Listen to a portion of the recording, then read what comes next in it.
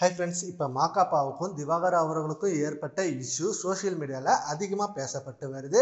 And இப்போ ரீசெண்டாக மாகாபா அவர்கள் அவன் என்ன பண்ணான் அப்படின்றத நான் வீடியோ ஆதாரத்தோட உங்களுக்கு சீக்கிரம் ரிலீஸ் பண்ணுறேன் அப்படின்னு சொல்லியிருந்தாரு.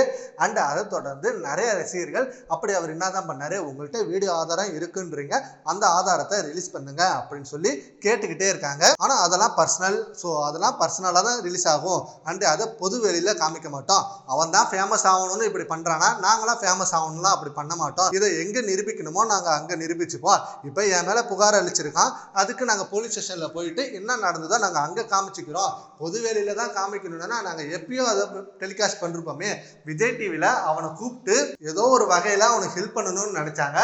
ஆனா உள்ள வந்த கண்டஸ்டன்ட் கிட்டயே என்னென்ன பேசக்கூடாதோ அப்படிலாம் பேசுறான். சரி, ஓகே, அவன் சும்மா வெகுளியா தான் இருப்பான்னு நினைச்சா, ஆனா வேணும்னே அவன் அப்படிதான் நடிக்கிறான்.